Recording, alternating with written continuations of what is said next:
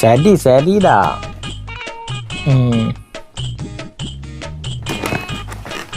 இந்த ஃபோன்ல நிற்கிது, எப்போ பார்த்தாலும் ஃபோன் காய்ச்சோன்னே இருக்கிறது. இது எங்கே வேற வைக்கணும் தெரியல. வந்திருந்து ஃபோன் காய்ச்சிட்டு போகிறதுக்கு இந்த கடை என்னட்ட இருந்தால் கூட நான் எப்படி இந்த கடையை வச்சு நடத்திருப்பேன். ஃபோன் கதைக்கிறே வேலையாக போட்டு இந்த அளவுக்கு இது எங்கே வேற வைக்கிறது. கலையெல்லாம் வச்சு நிற்கணும், எல்லாத்தையும் கொண்டு வந்து அடுக்குன்ட்டு. அடே 52 கிலோ தங்கம் இருக்கே, நான் எதுக்குடா கவலைப்படும்? என்னது 52 கிலோ தங்கம் வச்சுக்கிறார் இவர்?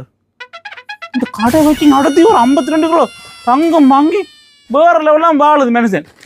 பஸ் பஸ் பஸ் பஸ் என்னடா இங்க வாங்க. சரி வைங்க வரணும். என்னடாப்பா இங்க வாங்க உங்களோட கதை இங்க வாங்க. என்ன சொல்லுப்பா. எனக்கு தெரியும். ஒரு 10,000 காசு தரீங்களே? எது 10,000 பவுன்ஸ் காசு தாங்க. அடே கடனை தாங்க, பிறகு தருவேன். உங்களுக்கு வார வருஷம் திருப்பிடுறேன் காசு. நீ வேலை செய்யறதையும் தாண்டி 1000 பவுன் எக்ஸ்ட்ரா வண்டிட்டு, அதுக்கே நீ இன்னும் 10 நாள் வேலை செய்யும். அந்த 10 அந்த 1000 சேர்த்து உங்களுக்கு ஒரே 12,000 பவுன்ஸ் எல்லாம் தையில தாங்க தெரியல உங்களுக்கு இப்ப தந்த. அடே உனக்கு ஏன் வேணும் 10,000 சொல்லுப்பா. நீங்க மட்டும் 52 கிலோ தங்கம் வாங்கி வச்சுப்பீங்க வீட்டை. அப்ப நான் முன்னோர் இப்ப தங்கம் விற்கிற விலை என்ன? இது யூகேலயே இப்ப இது 1000 பவுன்ஸ் கிட்ட வந்துட்டு, ஒரு பவுன் 1000 பவுன் வந்துட்டு ஊர் காசுக்கு 4 லட்சத்தை தாண்டுச்சு. அப்ப நீ இப்ப என்கிட்ட ஒரு 10,000 வண்டி என்ன ஒரு 10 பவுன் வண்டி வைக்க ஒரு 10 கோயின்ஸ் நான் வெச்சு போட்டு தையில வித்தால் அது எப்படி என்ன ஒரு 17,000 பவுன்ஸுக்கு வரும். அப்ப எனக்கு 3,000 லாபம் வரும். உங்களை கடன் தந்து விடுவேன். கடனை தந்து விடுவேன். ஏன்னா அந்த 10,000 இருந்தா நானே வேண்டி போடுவேன். நீங்க தான் இப்ப சொன்னீங்க நீங்கள் இது 52 கிலோ தங்கம் வச்சுக்கிறீங்க. அடே சொல்லுங்க முதலாளி. 52 கிலோ தங்கம் இருந்தா நானேண்டா உன்ன மாதிரி ஒருத்தனை வச்சுக்கொண்டு இந்த கடையை நடத்தி கொண்டு எங்க ஆஃபர் டமேக்கால ஆஃபரோ புக்கர்ல ஆஃபரோ பாஃபெட்ல ஆஃபரோ இங்க ஏதாச்சும் டெஸ்கோல ஏதாச்சும் மெலிவா போடுதோ அதை கூட தெரியாம கொண்டு வித்து கொண்டு இப்படி எங்கெங்க ஆஃபர் 50 ரூபா பார்த்து வித்து நானே இங்க 68 பில்லுக்கு மேல பில்லா வந்து உண்டு. அதுக்குள்ள உனக்கு வேற ஒரு சம்பளம்ன்ற பேர்ல தந்து ஏண்டா நான் கஷ்டப்படுவேன். எனக்கு எல்லாம் தெரியும் முதலாளி. நீங்க இப்படி கஷ்டப்பட்டா தான் இப்ப 52 கிலோ இருக்கிறவங்க தங்கம் இன்னொரு கொஞ்ச நாளால 60 கிலோ மாறும்.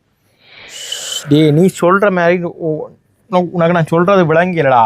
எனக்கு எல்லாம் விளங்கிது. நீங்க அதுல இருந்து போன் கதைச்சது எல்லாத்தையும் கேட்டுட்டேன் நான். இல்லையா உங்கள்கிட்ட 52 கிலோ தங்கம் இருக்கு, நீங்க உங்க அம்மாட்டையோ யார்கிட்டயோ சொன்ன நீங்கள்.